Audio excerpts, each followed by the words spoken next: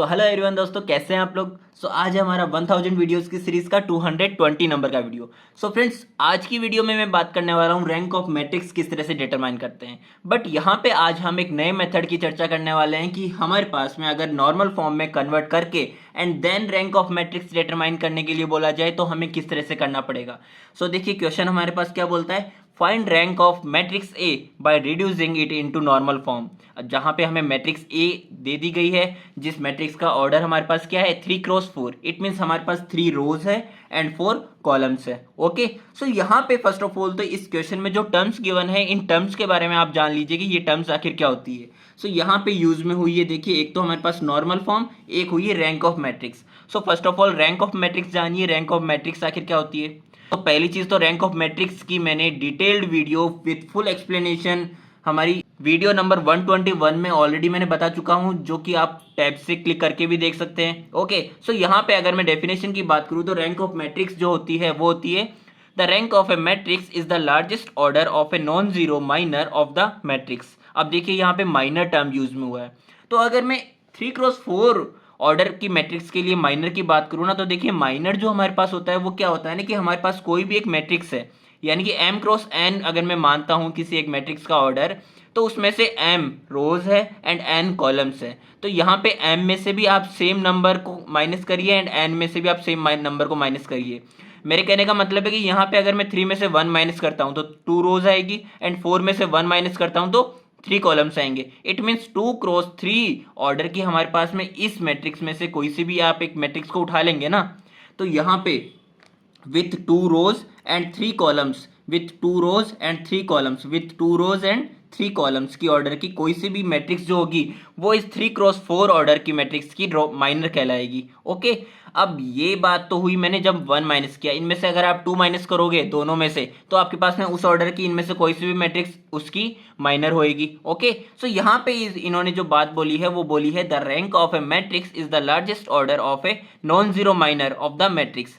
यहाँ पे largest order का हमारे पास जो नॉन जीरो माइनर होगा वो हमारे पास क्या हो जाएगा, रैंक ऑफ मैट्रिक्स हो जाएगा। अब अगर मैं इसको डिनोट करने की बात करूं तो यहाँ पे रैंक को हम डिनोट करते हैं रो से, और ए मैट्रिक्स के लिए हम रैंक निकाल रहे हैं, तो रो ऑफ ए हमारे पास क्या हो जाएगा, number of non zero rows in the echelon form of the matrix. Okay, ये तो बात हुई हमारे पास में रैंक ऑफ मैट्रिक्स की। अब अगर मैं इसका एग्जाम्पल लेके बताऊं तो देखिए, यहाँ पे मैंने एग्जाम्पल लिया है, इसमें देखिए यहाँ पे ये 3 रोज है एंड 4 कॉलम्स है, 3 क्रॉस 4 ये इसका भी मैंने जो एग्जांपल लिया है वो, एंड यहाँ पे number of non zero rose, number of non zero रोज मेरे पास में 2 है। ओके, तो ये मेरे पास में इसका मैट्रिक्स का क्या हो जाएगा, रैंक कहलाएगा। ओके, अब ये तो हुई रैंक ऑफ मैट्रिक्स की बात। मैं नॉर्मल फॉर्म ऑफ मैट्रिक्स की बात करूं तो यहाँ पे नॉर्मल फॉर्म के लिए हम बात करेंगे the normal form of A matrix A of order m cross n of rank r is one of the form.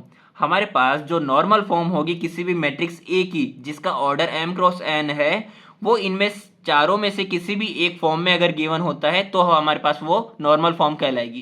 कहने का मतलब है कि आई हमारे पास क्या होता है, आइडेंटिटी मैट्रिक्स होती है।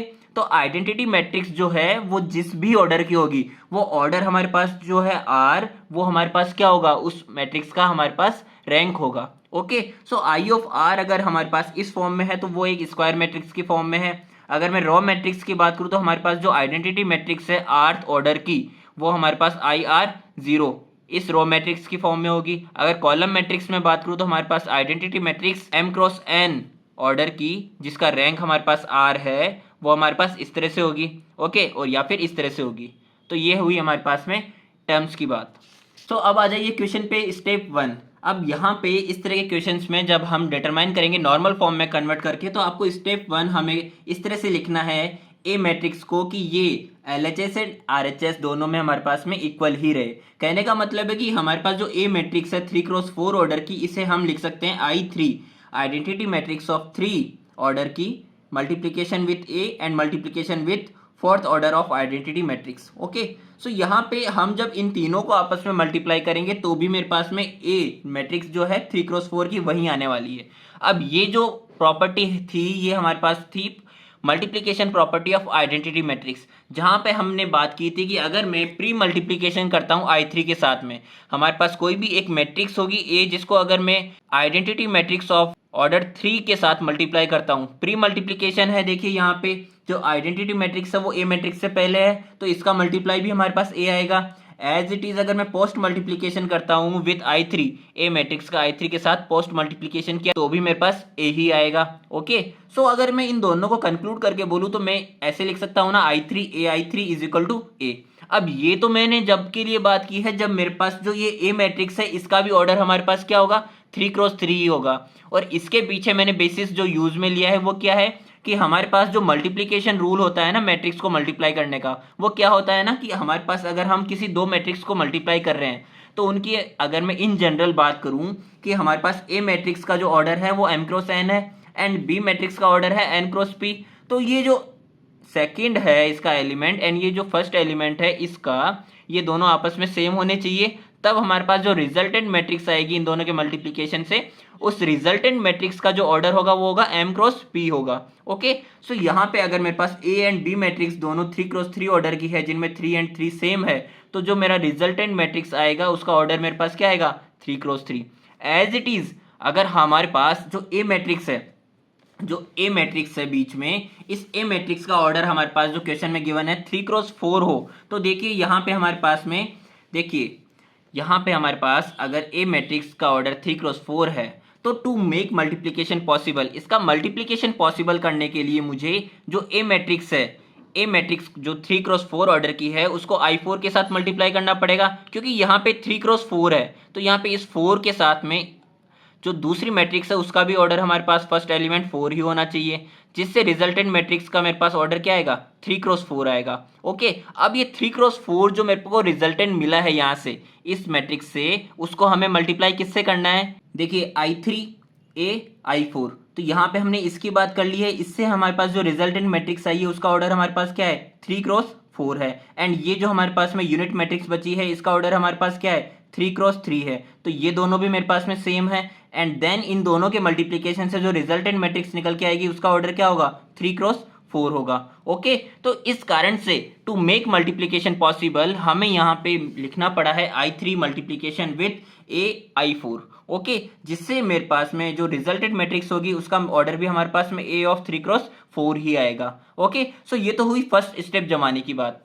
सो अब हम स्टेप 2 यानी कि इसका जो फाइनल स्टेप है उसकी बात करें तो यहाँ पे हमारे पास जो हमने फॉर्म किया था ए मैट्रिक्स का लिखने का तरीका, यहाँ पे हमने इनकी वैल्यूज रख दी है। ओके, सो यहाँ पे अगर मैं ए मैट्रिक्स के साथ में I3 को कंपेयर करूँ तो देखिए ये मेरे पास में इसका प्री फैक्टर कहलाएगा एंड इसका मेरे पास में ये पोस्ट फैक्टर कहलाएगा। ओके, इतनी बात आती है समझ में, ठीक है। सो यहाँ से अब हमें एलिमेंट्री ऑपरेशंस लगाने हैं। अब एलिमेंट्री ऑपरेशंस लगाने का जो मेथड होगा वो देखिए क्या होगा कि हम जब भी रो एलिमेंट्री ऑपरेशंस लगाएंगे ना, तो रो एलिमेंट्री ऑपरेशंस केवल और केवल प्री फैक्टर एंड जो मैट्रिक्स हमारे पास ए गिवन है LHS में, इस मैट्रिक्स में लगाना है। हमें इसको इग्नोर करना है।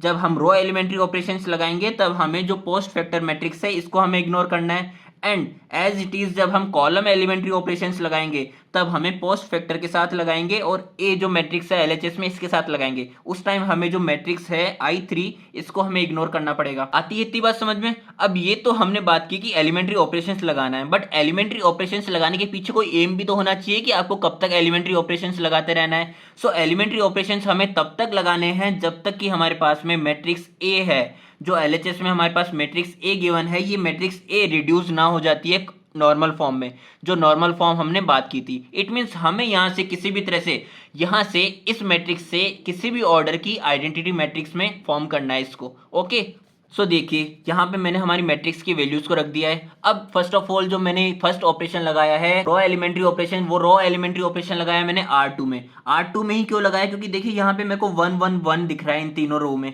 ओके, एंड इस 1 की हेल्प से मैं ये जो हमारा एज में एलिमेंट है R2 में and as well as R3 में भी, इन दोनों में 0 बना सकता हूँ, क्योंकि 1 - 1 मेरे पास यहाँ पे भी 0 आएगा एंड यहाँ पे भी 0 आएगा जब हम R3 में से R1 को माइनस करेंगे। ओके, सो जब भी मैं हमारे पास एलिमेंट्री ऑपरेशंस की बात करूंगा तो मैं यहाँ से केवल जो ए मैट्रिक्स है इसका एक्सप्लेन करूंगा एंड इसके साथ साथ में जब हम प्री फैक्टर में अप्लाई करेंगे तो प्री फैक्टर में तो एज इट इज इसके अकॉर्डिंग हो ही जाएगा and as well as post factor में भी जब हम कॉलम एलिमेंट्री ऑपरेशन अप्लाई करेंगे। ओके, तो यहाँ से देखिए R2 में लगाया मैंने R2 - R1, यानी कि 1 - 1 0, 4 - 3 1, 5 - 6 -1, 1 माइनस ऑफ -1 यानी कि 1 + 1 2 हो जाएगा। ओके, सो यहाँ पे जब हमने बात की थी रो एलिमेंट्री ऑपरेशन की, तो हमने ए मैट्रिक्स के साथ में और किस पे अप्लाई करना है, प्रीफैक्टर पे अप्लाई करना है। ओके, सो 0 - 1 -1 1 -0 1 0 - 0 0, ये तो हुई R2 की बात। अब जब हम R3 में लगाएंगे तो 1 - 1 अगेन 0, 5 - 3 2, 4 - 6 -2 एंड 3 माइनस ऑफ -1 यानी कि 3 + 1 हो जाएगा 4। ओके, सो देखिए ये हमने बात की थी। अब ये तो हुई हमने ए मैट्रिक्स की बात। अब प्रीफैक्टर मैट्रिक्स में भी हम इसी तरह से यहाँ पे अप्लाई कर चुके हैं। अब हम जब भी रो एलिमेंट्री ऑपरेशन लगाएंगे तो उसके बाद में पॉसिबिलिटी होगी कॉलम एलिमेंट्री ऑपरेशन लगा के इसको रिड्यूस करने की, क्योंकि कॉलम एलिमेंट्री ऑपरेशन में देखिए यहाँ पे मेरे पास में पॉसिबिलिटी बन चुकी है कि जो हमारा C2 है यानी कि जो सेकेंड कॉलम है, इस C2 में अगर मैं माइनस कर दूं जो C1 है उसमें को 3 से मल्टीप्लाई करके, यानी कि यहाँ पे जब मेरे पास में ये दोनों जीरो बन चुके हैं तो इन दोनों से ये दोनों एलिमेंट तो अनअफेक्टेड रहेंगे ना, एंड इस 3 को हम जीरो में कन्वर्ट कर सकते हैं, क्योंकि हमारा जो अल्टीमेट गोल है वो तो किसी भी तरह से यहाँ से किस में कन्वर्ट करना है, आइडेंटिटी मैट्रिक्स में कन्वर्ट करना है। ओके, सो देखिए यहाँ पे अगर मेरे को 1 मिल गया है तो यहाँ पे 3 - 3 0 हो जाएगा। ओके, एज इट इज यहाँ पे 6 - 6 अगेन 0 हो सकता है। एंड अब देखिए इसको अगर मुझे 0 बनाना है तो यहाँ पे -1 में +1 करूंगा तब 0 बनेगा ना। तो यहाँ पे देखिए C4 में तो मैंने अप्लाई किया है C4 + C1 एंड C3 में अप्लाई किया है C3 - 6 of C1, as it is C2 में अप्लाई किया है C2 - 3 C1। अब इन सभी में मैंने केवल इस एलिमेंट की बात की है। ओके, हमने इनमें किसी में भी चेंजेस की बात नहीं की, क्योंकि यहाँ पे 0 0 है, जो 0 0 इनका कुछ भी नहीं बिगाड़ सकते। ठीक है, अब जब हमने बात की थी कॉलम एलिमेंट्री ऑपरेशन की, तो हमारे पास ए मैट्रिक्स के अलावा हमें और किस में अप्लाई करना है, ये पोस्ट फैक्टर में अप्लाई करना है। सो पोस्ट फैक्टर में भी हमने ये तीनों ऑपरेशंस अप्लाई कर देने हैं। सो आफ्टर पोस्ट फैक्टर में एलिमेंट्री ऑपरेशंस अप्लाई करने के यहाँ पे हमें रिजल्टेंट ये मैट्रिक्सेस मिल जाएगी। अब देखिए यहाँ पे मेरे को जो R3 है, इस R3 में अगेन यहाँ पे पॉसिबिलिटी नजर आ रही है कि ये जो R3 है इसमें मैं माइनस कर सकता हूँ इस वाली रो को 2 से मल्टीप्लाई करके, यानी कि यहाँ पे 2 - 2 मेरे को 0 बन रहा है एंड -2 को जब आप इसमें 2 से मल्टीप्लाई करके माइनस करेंगे, यानी कि -2 माइनस ऑफ -2 यानी कि यहाँ पे -2 + 2 मेरे पास में 0 बन जाएगा। एज इट इज 4 - 2 × 2 यानी कि 4 - 4 मेरे पास अगेन 0 मिल गया है। ओके, तो यहाँ पे ये जो R3 है ये मेरे को पूरी 0 बन चुकी है। ठीक है, एज इट इज यहाँ पे हम प्रीफैक्टर मैट्रिक्स में भी अप्लाई कर देंगे। सो देखिए, अब देखिए अगेन जब हमने रो एलिमेंट्री ऑपरेशन लगाए उसके बाद में चांसेस है कि कॉलम एलिमेंट्री ऑपरेशन लगाएं, क्योंकि यहाँ पे जो C3 है, देखिए ये C3 है, इसमें हमें अगेन यहाँ पे क्या कर सकता हूँ, 0 बना सकता हूँ इसको, क्योंकि ये तो सब 0 है तो इससे इनकी वैल्यूज में कोई भी चेंजेस नहीं आएंगे। तो यहाँ पे -1 में जब हम +1 ऐड कर देंगे तो ये 0 बन जाएगा ना। एज इट इज अगर मैं इसमें 2 में माइनस कर दूं इसको 2 से मल्टीप्लाई करके, यानी कि 2 - मल्टीप्लाइड बाई 1, 2 - 2 मल्टीप्लाइड बाई 1 यानी कि C4 में माइनस करूंगा C4 - 2C2, तो C4 - 2C2 से मेरे को यहाँ पे भी 0 मिल जाएगा।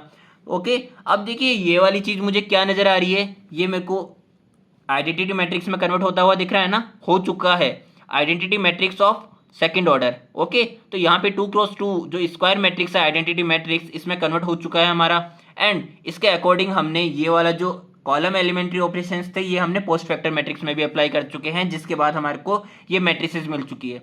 अब देखिए ये मेरे को I2 मिला है ना, तो I2 के बाद में इनको मैंने इस फॉर्म में कन्वर्ट करके लिख दिया, जो कि हमारी नॉर्मल फॉर्म थी, हमने जो स्टार्टिंग में बात की थी, एंड नॉर्मल फॉर्म थी स्क्वायर मैट्रिक्स के फॉर्म में। ओके, एंड ये हमारे पास में P है, ये A है एज इट इज, एंड ये Q है। अब ये जो PAQ है ये तीनों हमारे पास में PAQ की फॉर्म में किस में कन्वर्ट हो चुके हैं, अब इधर रिजल्टेंट नॉर्मल फॉर्म में कन्वर्ट हो चुके हैं। ओके, और नॉर्मल फॉर्म में भी I2 का मतलब क्या था, अगर मैं I2 को कंपेयर करूं I ऑफ R से, तो ये जो R था ये किसको डिनोट कर रहा था, rank of matrix A। Okay, rank of matrix A यानी कि हमारे पास रैंक क्या मिल चुकी है, इस रैंक क्या मिल चुकी है यहाँ पे 2, जिसका क्या मतलब था कि number of non zero rose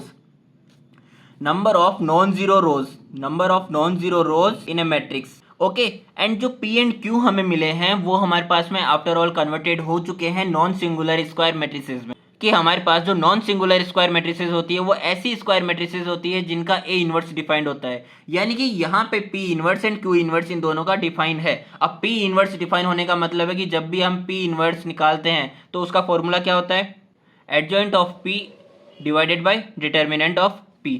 it means यहाँ पे determinant of P and determinant of Q doesn't equal to 0 है, तभी मेरे पास P इनवर्स पॉसिबल हो पाएगा ना, डिफाइन होना। ओके, सो ये हमारे पास में आफ्टर ऑल फाइनली रिड्यूस हो चुकी है matrix A in the form of normal form, जहां से हमने इसकी रैंक ऑफ मैट्रिक्स डिटरमाइन की है, जो कि आई है 2। सो ये था हमारा आज का वीडियो, मिलते हैं हमारे नेक्स्ट वीडियो में। थैंक यू सो मच देखने के लिए।